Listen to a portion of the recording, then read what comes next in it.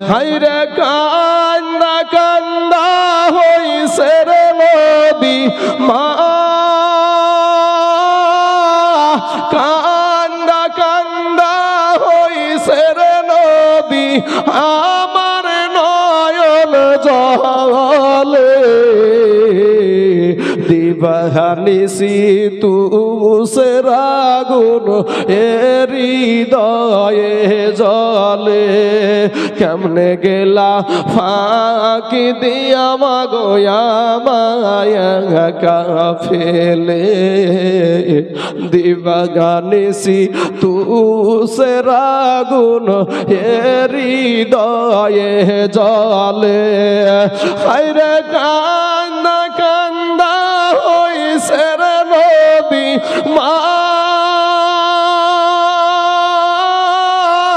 কান্দা কান্দা হইছে রে নদী আমার নয়ন জলে। জোরে বলেন না একবার সুবহানাল্লাহ, মাশাআল্লাহ। আরো জোরে বলেন না সুবহানাল্লাহ। দিবানিসি তুষের আগুন এ হৃদয়ে জলে, আদর করে নাইনি গো কেউ আমায় কোলে তুলে, আদর করে নাইনি গো কেউ আমায় কোলে তুলে। কিছুদিন দৌর করিয়া আবার যাই যে ফেলে, আমায় কে দিবে আর সান্ত্বনা গো মা, আমায় কে দিবে আর সান্ত্বনা গো একটু আদর করে। জোরে বলেন সুবহানাল্লাহ। হায়রে দিবানিসি তুষের আগুন এ হৃদয়ে জলে, কেমনে গেলা ফাঁকি দিয়া মাগোয়া মায়া কাফেলে। দিবানিসি তুষের আগুন এ হৃদয়ে জলে। হায়রে কান্দা কান্দা হইছে রে নদী মা, কান্দা কান্দা হইছে রে নদী আমার নয়ন জলে। দিবানিসি তুষের আগুন এ হৃদয়ে জলে, আমি সব বেদনা ভুইলা গো যাইতাম মায়ের আদর পেলে। যুবক, এই যুবক ভাইরা যাদের মা নাই এই ব্যক্তিগুলাকে ভাই জিজ্ঞাসা করবা যে চাচা গো মা তো আপনার হারিয়ে গেছে, আপনার মা কেমন ছিল? ওই মানুষটা চোখের পানি ধরে রাখতে পারবে না, মায়ের বায়ান করতে গিয়ে নিজেও কেঁদে ফেলবে। কথা ঠিক না বেঠিক? হ্যাঁ বাবা, ও যুবকেরা ভাই তোর পা দুখানা আগায়া দে যুবক, তোদের পায়ে হাত দিও বলি ভাই মাকে কষ্ট দিস না। আমি যতই বড় বক্তা হই না কেন বাপ, আজ আপনাদের আমি সন্তানের মতো। গোটা পশ্চিম বাংলাতে আল্লাহর রহমতে আল্লাহ আমাকে নিয়েছে বাবা, প্রত্যেকটা জেলাতে চলছি বাবা। তবে আমার ভাই শোনা, মায়ের মতো কেউ তোমার দরদি না। ভাইরে তোর মাকে কষ্ট দিন, আমি যতই বড় বক্তা হই আর যতই বড় হাফেজ হই আর মৌলবি হই, যত বড় মুফতি হোক না কেন, মুফতি হোক, মুহাদ্দিস হোক, মুহাক্কিক হোক, মুজতাহিদ হোক, বাবাজি মক্কা মদিনার ইমাম হইয়াও আল্লাহর জান্নাতে যাওয়া হবে না মায়ের মনে যদি কেউ কষ্ট দেয়। যুবক রে, আমার ভাইয়েরা, সোনা মানিকেরা, মা জননীকে কষ্ট দিও না ভাই, মায়ের খিজমত করো। সুবহানাল্লাহ। কবি কি বলছে দেখেন, আমি সব বেদনা ভুইলা গো যাইতাম মায়ের আদর পেলে, সব বেদনা ভুইলা গো যাইতাম এ মায়ের আদর পেলে। কিছুদিন দৌর করিয়া এই আবার যাই যে ফেলে, আমায় কে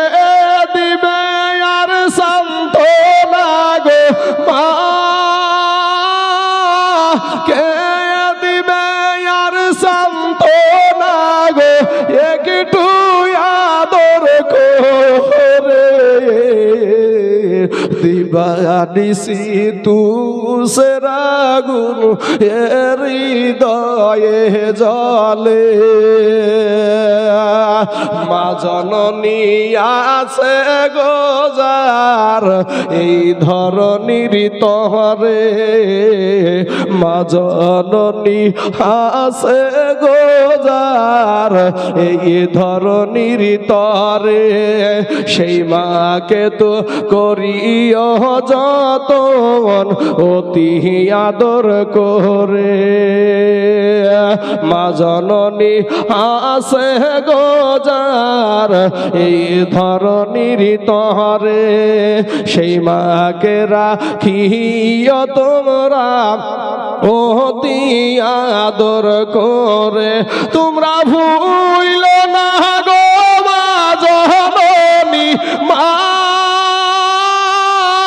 তোমরা ভুইল না গো মা জননী রাইখো যতন করে জোরে বলো সুবহানাল্লাহ এ দিবানিসি তুষের আগুন এ হৃদয়ে জ্বলে কেমনে গেলা ফাঁকি দিয়া মাগো আমায়া কাফেলে দিবানিসি তুষের আগুন এ হৃদয়ে জ্বলে আল্লাহুম্মা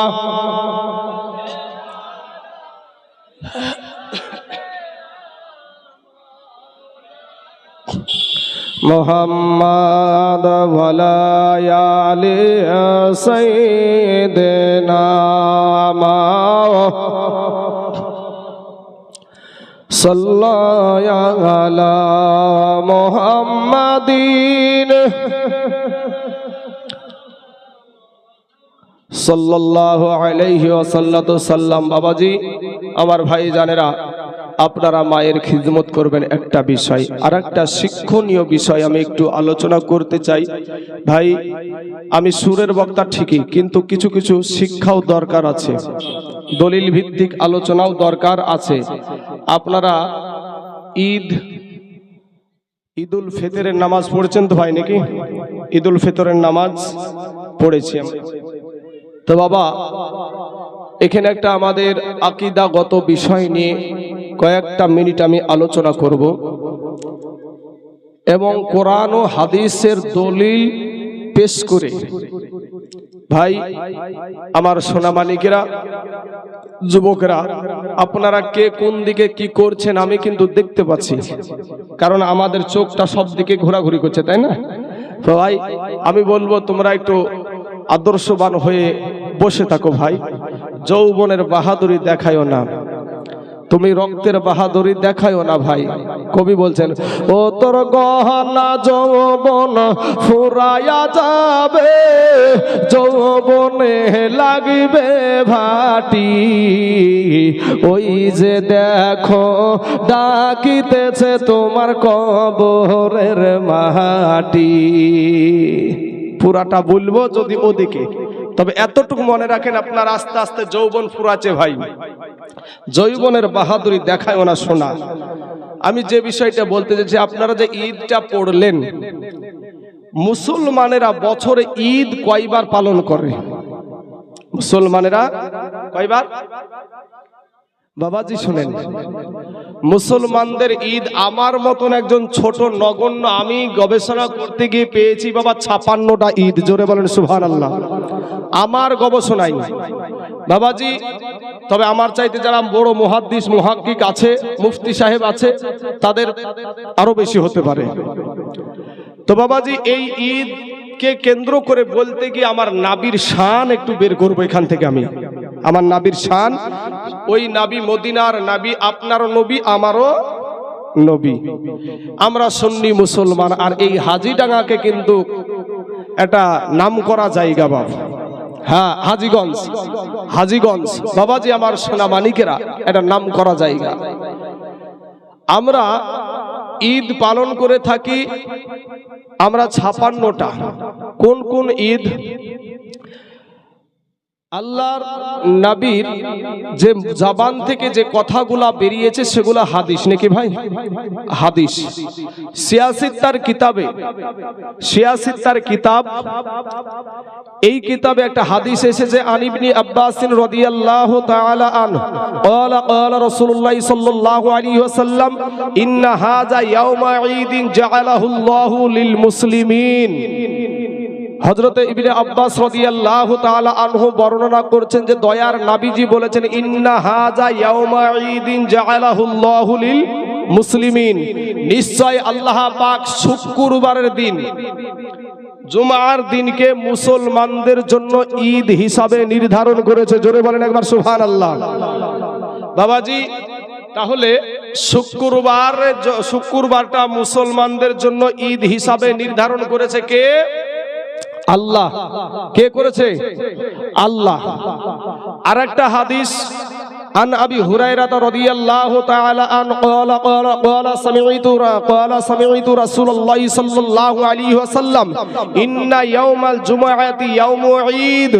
বিখ্যাত সাহাবী হযরত আবু হুরায়রা রাদিয়াল্লাহু তাআলা আনহু বর্ণনা করছেন যে আমি শুনেছি নবীজি বলেছেন ইন্না ইয়াউমাল জুমআতি ইয়াউমু ঈদ, নিশ্চয় জুমার দিন হলো ঈদের দিন। জোরে বলেন সুবহানাল্লাহ। তাহলে বাবাজি, আমাদের সমাজে ওয়াহাবি মোল্লারা মানুষদেরকে বোঝায় যে মুসলমানদের দুইটা ঈদ, একটা হলো কুরবানির ঈদ আর একটা হলো রোজার ঈদ, এই বলে বোঝায়। কিন্তু বাবাজি সহিহ হাদিস মোতাবিক আপনার শুক্রবারের দিনটাও হলো আপনার জন্য ঈদের দিন। এমনকি গরিব মানুষদের জন্য, যারা হজে যাওয়ার সমর্থন নাই, তাদের জন্য হজের দিন। জোরে বলেন সুবহানাল্লাহ। বাবাজি আমার ভাই জানেরা, এরপরে তাহলে আমরা বছরে কয়টা শুক্রবার নামাজ পড়ি? 52টা। ইংরেজিতে যদি হিসাব করেন তাহলে 52টা হবে।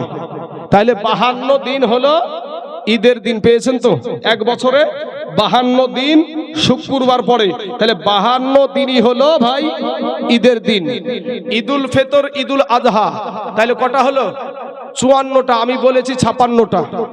আর একটা সহিহ বুখারীতে একটা হাদিস এসেছে আন আম্মার ইবনে আবি আম্মার ক্বালা ক্বারা ইবনে আব্বাস আল ইয়াউমা আকমালতু লাকুম দীনাকুম ওয়া আতমামতু আলাইকুম নি'মাতি ওয়া রাদিতু লাকুমুল ইসলাম দীনা ওয়া ইনদাহু ইয়াহুদিয়ুন ফাকালা লাউ উনজিলাত হাযিহি লাত্তাখাযনা ইয়াউমা ঈদা ক্বালা ইবনে আব্বাস ফা ইন্নাহা নাযারাত ফি ইয়াউমি ঈদাইনি ফি ইয়াউমি জুমআতি ওয়া ইয়াউমি আরাফা। জোরে বলেন সুবহানাল্লাহ।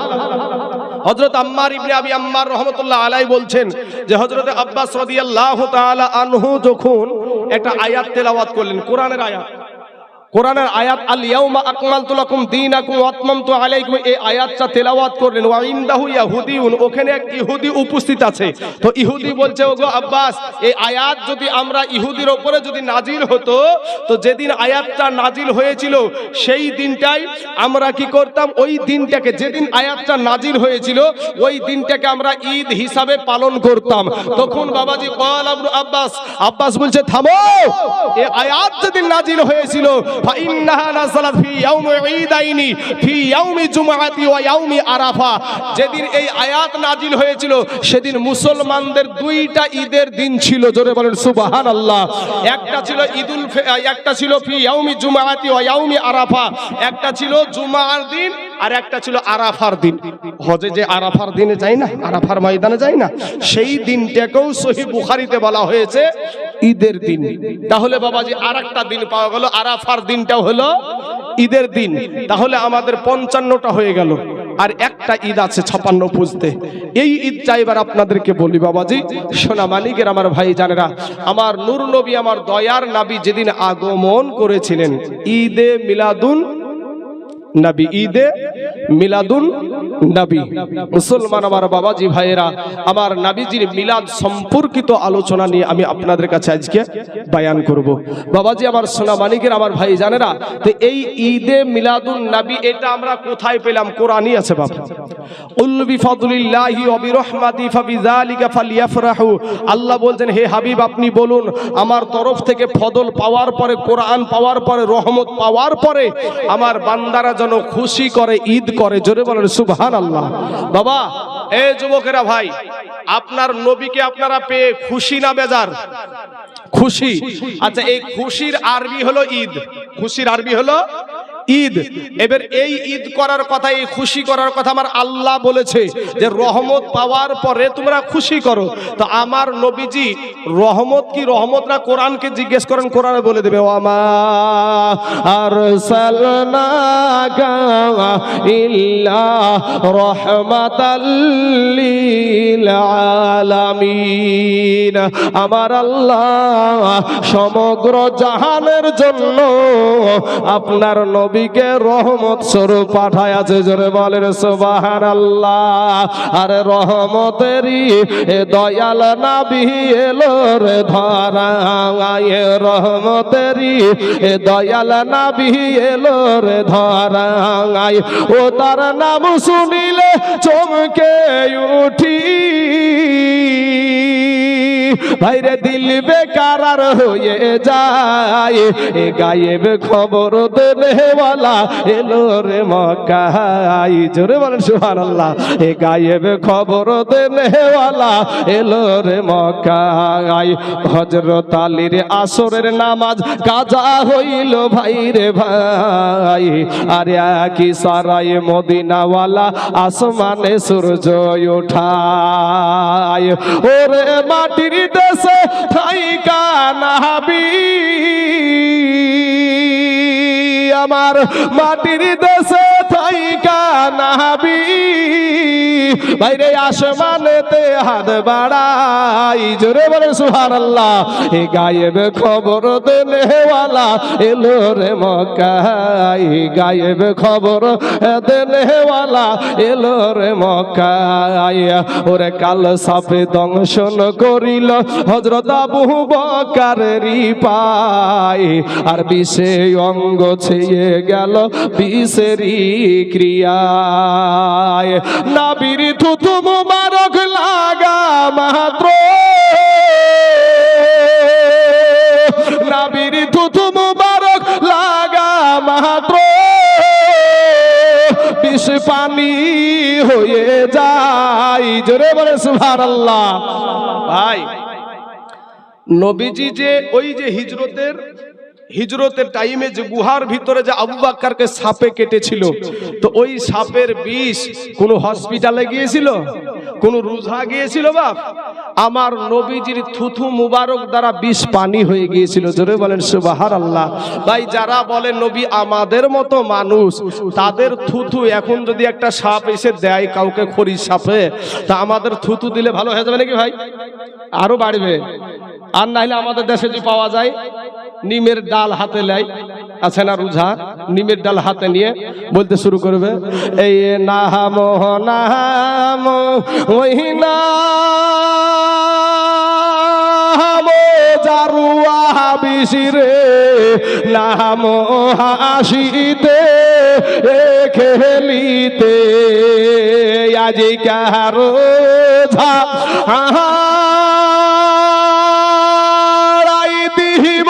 চালান তোকে বসিব ও নগরে। এরকম আছে না বাপ? আছে না?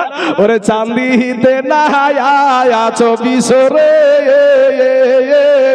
কোন খন্ডে ঝাড়িব, আর নিমের ডালে ঝাড়িয়া বিষ তোকে পাতালে নামাবো। ও বিষি ঝাড়িল ওয়াহাবার সহাব এনার্জি। আছে না বাবজি? আমি আবার এগুলা কি করে জানলাম? আমার দাদু ছিল ওই মাল, আমার দাদু ছিল বাবু ভাই। আর সুবহানাল্লাহ, খুব মজা করে শুনতাম তখন ছোট অবস্থায়, খুব মজা করে শুনতাম। তো যাই হোক, আমাদের এই থুথু দ্বারা বিষ আরো বাড়বে ভাই। আমাদের থুতুতে জীবাণু আছে, আর নবীজির থুতুতে ওষুধ আছে। জোরে বলেন সুবহানাল্লাহ। তাই কবি বলছেন হযরত আলীর কাল সাপে দংশন করিল হযরত আবু বকরেরই পায়। আর বিষে অঙ্গ ছেয়ে গেল বিষেরই ক্রিয়ায়। নবীর থুথু মুবারক লাগা মাত্র বিষ পানি হয়ে যায়। এ গায়েব খবর দেনেওয়ালা এলো রে মক্কায়, গায়েব খবর দেনেওয়ালা এলো রে মক্কায়। আসসালাতু আসসালামু আলাইকা ইয়া হাবিবে খোদা, তোমার দিদার হইতে নবী এই পাগলগুলাকে কইরো না জুদা। নবী আমরা তোমার পাপী উম্মত, আজ মজে আছি প্রেম সুধাই। এ গায়েব খবর দেনেওয়ালা এলো রে মক্কায়, গায়েব খবর দেনেওয়ালা এলো রে মক্কায়। বাবাজি কেমন করে আমার নবী আসলো, কেমন করে বাবা হারালো, আমি সংক্ষিপ্ত সময় একটু বলার চেষ্টা করব। কমিটির মানুষ বলেছে যেটা ধরবেন সেটার উপরেই দাঁড়িয়ে থাকবেন। অতএব বাবা আমার নূর নবীজির আব্বা জানের নাম ছিল আব্দুল্লাহ, নাকি আব্দুল্লাহ, তার দাদার নাম ছিল আব্দুল মুতাল্লিব, আব্দুল মুতাল্লিব। এই আব্দুল মুতাল্লিব দিলখানা একটু নরম করে দিবেন বাবা, যে দুঃখের জীবনী আমি ধরেছি বাপ, একটু দিলখানা নরম করে দিবেন। আপনার নবীর মহব্বতে যদি আজকে এক ফোঁটা চোখের পানি ছেড়ে দিতে পারেন, এই পানিটা কাল কিয়ামতের মাঠে নাজাতের কান্ডারি হয়ে যাবে বাপ। জোরে বলেন একবার সুবহানাল্লাহ। বাবাজি আমার সোনা মানিকেরা, আব্দুল মুতাল্লিব একদিন বাবা বৈঠকখানাতে বসে আছেন, মনটা বড় ভার। মক্কার যুবক ছেলেরা, আমি আমার বারবার করে বলছি, যে সমস্ত যুবকেরা উঠাউঠি করছেন ভাই, যারা উঠবো উঠবো করছেন, জোর করে তো আমরা বসে রাখতে পারবো না। কাউকে আল্লাহর ফারিস্তারা এসে দু থাপ্পড় লাগিয়েও দিবে না, তুই এখান থেকে উঠলি কেন? বা কোনো পাবলিক যদি বলতে বলে যে আমি উঠো, তোর বাপের কি? আমি উঠেছি আমার মর্জি, তোর বাপের কি? ভাই তোমার কবরে তুমি যাবা, আমার কবরে আমরা যাব। কমিটি সভার একটা দোয়ার মাহফিল করেছে। এই যে বাগান, এই বাগানে বাবা যারা উঠে চলে যাচ্ছে কপাল পোড়া ভাই, যারা আল্লাহর তালাশ করে ভাই, ডানে তাকায় তবুও আল্লাহর তালাশ করে, বামে তাকায় তবুও আল্লাহর তালাশ করে, সামনে তাকায় তবুও আল্লাহর তালাশ করে। দিলখানা নরম যদি না হয় ভাই, জানবেন যে আপনি বড় জাহান্নামের আসামি ভাই রে। আপনার আমার চোখ দিয়ে পানি আসছে না, জানবেন গুনহায় গুনহায় আমাদের কালবটা পাথর হয়ে গেছে। এই পাথর হওয়ার কারণে আমাদের চোখ দিয়ে পানি আসে না ভাই। তাই দিলখানা নরম করে দিয়ে আমার নাবির প্রেমে, নাবির মোহাব্বতে একটু বসে থাকেন বাবাজি। তো এই মক্কার ছেলেরা আব্দুল মুতাল্লিবকে দেখছেন যে মনটা বড় ভার করে বসে আছে। মক্কার ছেলেরা বলছে চলো তো ভাই দেখি আমাদের কাবা শরীফের খাদেমের কি হয়েছে। টুকটুক করে গিয়ে বলছে চাচা, চাচা গো, ওগো চাচা, আপনার মনটা বড় বেজার কেন দেখা যায়? আপনার মনটা কোন বড় ভার দেখা যায়? চাচা গো, আপনাকে কেউ কি আঘাত করেছে নাকি, কেউ কষ্ট দিয়েছে নাকি? আব্দুল মুতাল্লিব আমার নবীজির দাদা, ওই নবীজির দাদা ডাক দিয়ে বলছেন মক্কার ছেলেরা রে, আমাকে কে আঘাত দিবে রে বাবা? আমাকে কে কষ্ট দিবে? আমাকে কেউ কষ্ট দেয় নাই। তবে চাচা গো, আবার মনটা কেন, আপনার মনটা ভারী লাগে গো চাচা, আপনার মনটা কেন ভার? আব্দুল মুতাল্লিব বলে মক্কার ছেলেরা রে, আমি একটা বড় টেনশনের ভিতর দিয়ে আছি। বলে কিসের টেনশন? বলে এ মক্কার ছেলেরা, আমার একটা ছোট বেটা, আমার কলেজার টুকরা, নয়নের পারা, আমার আব্দুল্লাহ, তার এক নয় দুই নয় 24 বছর বয়স হয়ে গেল, এখনো সে বিবাহ শাদী করলো না। আর আমি বাপ হইয়া ছেলেকে বিবাহর কথা বলতেও পারি না। এরে মক্কার ছেলেরা রে, তোমরা তো আমার বেটা আব্দুল্লাহর বন্ধু হও রে বাবা, তোমরা একটু যাও না আমার আব্বা আব্দুল্লাহকে একটু বিবাহর সংবাদ দাও, তার মনটা রাজি আছে কিনা একটু জিজ্ঞাসা করো। এ বাবারা, সোনা মানিকেরা, আব্দুল মুতাল্লিব বলে বাবা রে, তোমরা যদি আমার সন্তানটাকে যদি তোমরা রাজি করাতে পারো, বিবাহর খবরটা পৌঁছে দিতে পারো, আমি আব্দুল মুতাল্লিব আমি তোমাদেরকে এটাই নাম দিব, পুরস্কার দেব। এ বাবারা, মক্কার ছেলেরা পুরস্কার পাওয়ার লোভে বাবা আনন্দিত হবে। টুকটুক করে আব্দুল্লাহর কাছে চলে গেল। আব্দুল্লাহকে গিয়ে বলে, ভাই আব্দুল্লাহ, ওরে ভাই আব্দুল্লাহ, আমি কেমন আছো রে ভাই? এখানে কি করছো? বসে বসে কি করছো? এক কথা দুই কথা হইতে হইতে একটা সময় বলছে, আব্দুল্লাহ রে ভাই রে, তোর বয়স 24 বছর হয়ে গেল রে ভাই, এখনো বিবাহ শাদী করলি না, বিষয়টা কি, ব্যাপারটা কি? আমার নবীজির আব্বা জান, ওই নবীজির আব্বা আব্দুল্লাহ ডাক দিয়া বলে, হে মক্কার ছেলেরা রে, একটা মানুষ কবার বিবাহ করে রে ভাই? মক্কার ছেলেরা বাবা অবাক হয়ে গেল, আশ্চর্য হয়ে গেল। কোনোদিন জীবনে বিবির মুখ দেখলো না, জীবনে কোনোদিন বউ দেখলাম না, বরযাত্রী গেলাম না, বরের সাথেও যেতে পারলাম না, কি ব্যাপার, কিসের কি করে বিয়ে হয়ে গেল? বলে, আব্দুল্লাহ রে, তোমার বিবাহ কেমন করে হয়েছে একটা বার বলো। আব্দুল্লাহ ডাক দিয়ে বলে, ভাই আমার বিয়া হয়ে আছে আসমানে। জোরে বলেন সুবহানাল্লাহ। হে মক্কার ছেলেরা, এ আমার পর্দার আড়ালের মা খালা, শুনে জানা যে রাতের বেলা মা, এই দুনিয়াটা কিছুই না রে মুমিন। এরে আমার নবীর উম্মতের দল মাস্তানি করিও না রে বাবা। আজকে আমার নবীজির দুঃখের বায়ানটা একটু শুনে যাও বাবা। আমার নবী কেমন করে এতিম হয়ে গেল গো। আমার নবীজির মিলাদ কাকে বলে, ঈদে মিলাদুন নবী কাকে বলে, আজকের আলোচনায় এটা পেয়ে যাবেন বাবা। যিনারা এখনো খাননি, খেয়ে আসুন। কমিটি ছেলেরা বসে আছে আপনাদের জন্য, ওরা ওয়াজ নাসিহত শুনবে, আর তাড়াতাড়ি খেয়ে আসুন আপনারা। বাবাজি, আমার সোনা মানিকেরা, আমার ভাই জানের গো, আমার পর্দার আড়ালের মা খালারা, দিলখানা একটু নরম করে দিবেন গো মা। মা গো, ফিরে আসেন, তৌবা করে আল্লাহর কাছে ক্ষমা চান। আমার মা ও মা, তুমিও একজন মা। আমাদের সভাপতি সাহেবের মা ও মা, তুমিও একজন মা। খাজা মাইনুদ্দিন চিশতি রহমতুল্লাহ আলাইহির মা ও মা, তুমিও একজন মা। মাগো, মনটা কি চাই না আমি একটা আলেমের মা হয়ে কবরে যাব রে মা। আজকে নবীজির আদর্শ খানা শুনে নেন মা জননীরা, আমার যুবক ভাইয়েরা, আমার পর্দার আড়ালের মা খালা গো। এবার বলে, এ মক্কার ছেলেরা, আমার বিবাহ হয়েছে আসমানে। আমাকে কেউ যেন খবর দিল, আমাকে কেউ যেন বলে দিল।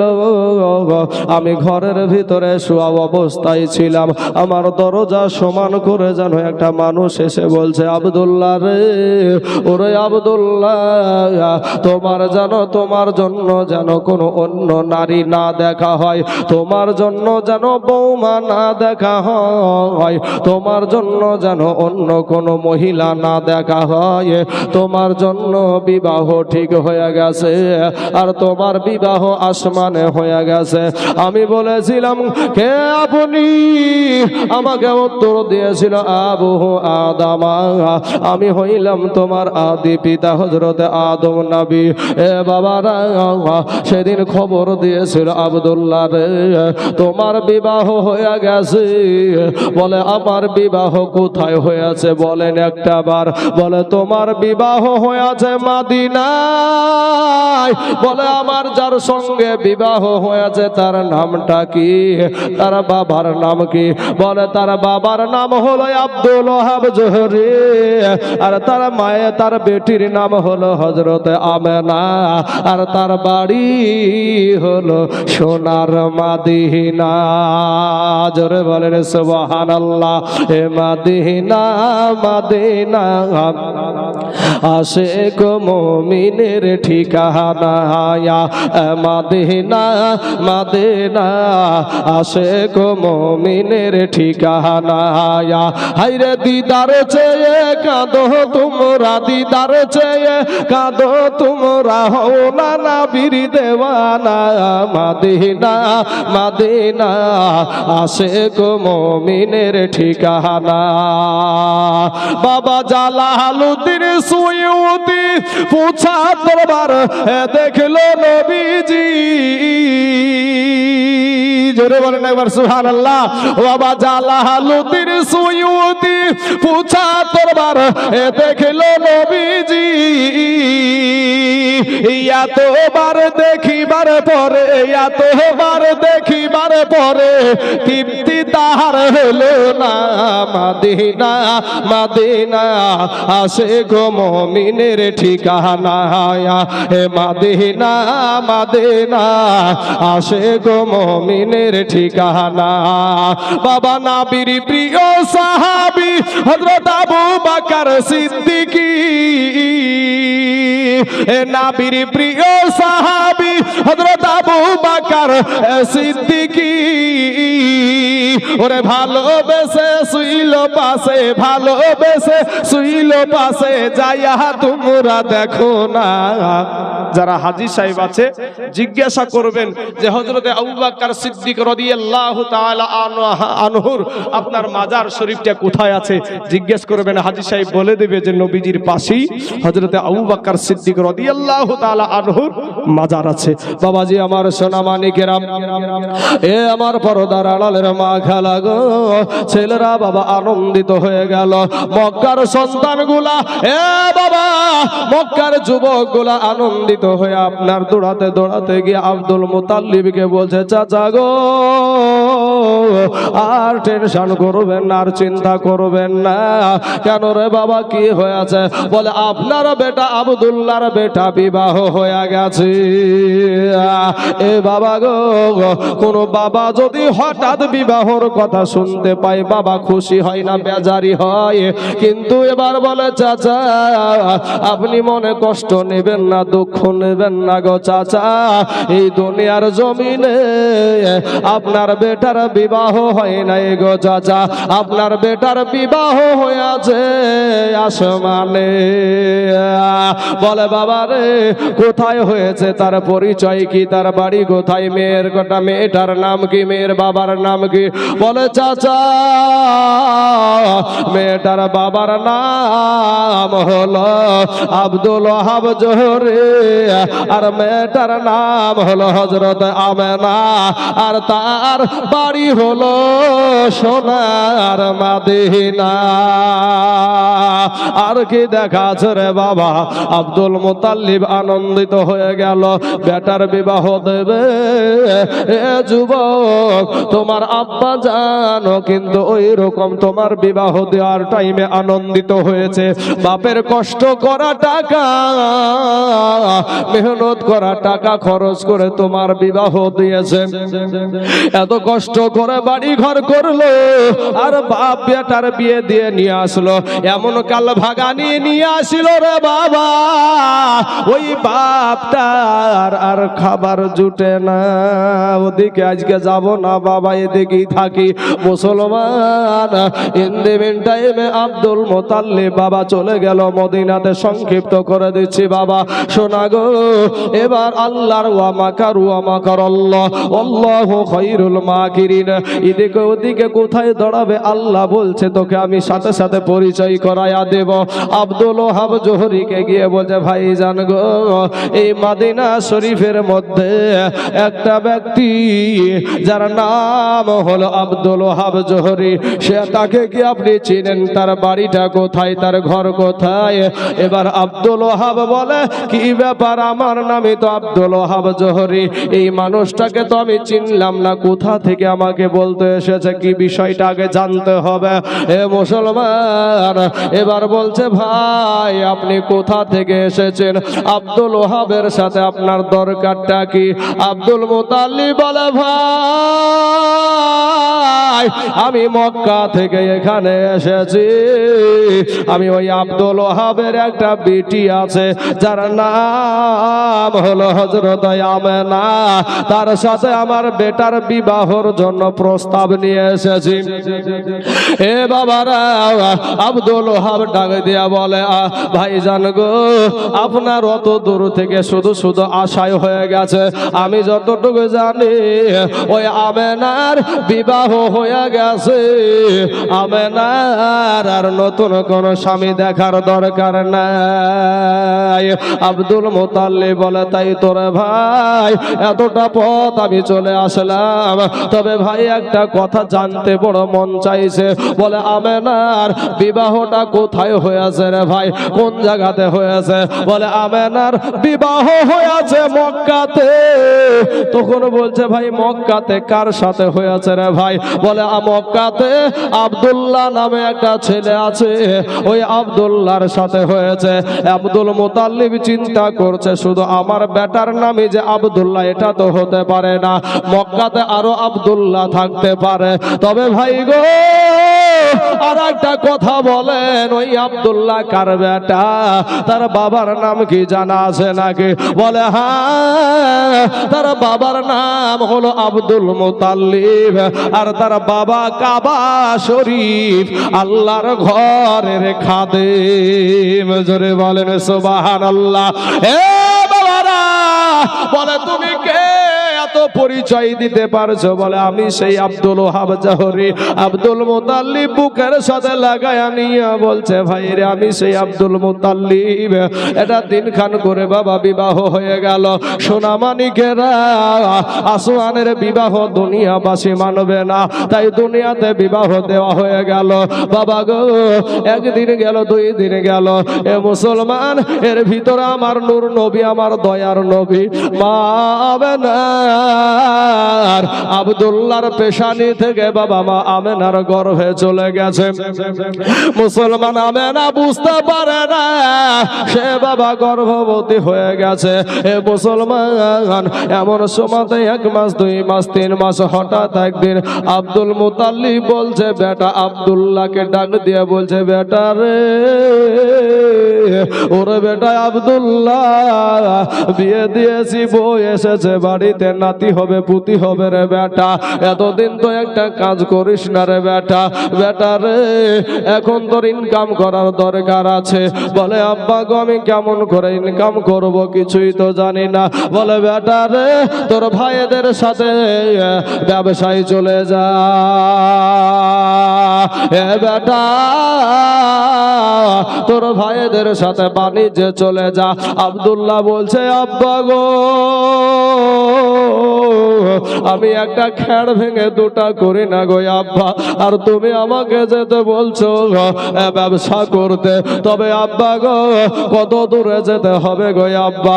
আব্দুল মুতাল্লিব বলছে, এ বেটা আব্দুল্লাহ, তোকে চিন্তা করতে হবে না, তোকে টেনশন করতে হবে না, যত দূরে যেতে হোক না কেন, তোর ভাইদের সঙ্গে যা, তোর ভাইদের সঙ্গে যা।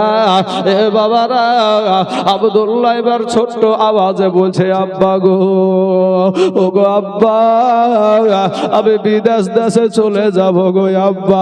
আব্বা গো, আমি বিদেশ দেশে চলে যাব, তবে একটা বার আমার বিবি আমেনার কাছে সালাম করে আসি। আমি কাবাকে একবার আমি সালাম করে আসি। এ বাবা, টুক টুক টুক টুক করে হযরতে আমেনা রাদিয়াল্লাহু তাআলা আনহার কাছে চলে গেলেন। আমার মা আমেনার কাছে গিয়ে বলছে, আমেনা, ও গো আমেনা, এতদিন তোমার সঙ্গে আমি ঘর সংসার করছি গো বিবি। বিবি গো, যদি তোমার কোনো হক আমি আদায় করতে না পারি গো বিবি, তুমি আমাকে মাফ করে দিও, কারণ আমি ব্যবসার জন্য বিদেশ দেশে চলে যাব গো বিবি। বিবি গো, আমি বাণিজ্যের জন্য বিদেশে চলে যাব, মরণ কাঁচা পাকা দেখে না বিবি গো। আবার যদি ফিরে আসি আবার তোমার সাথে দেখা হবে।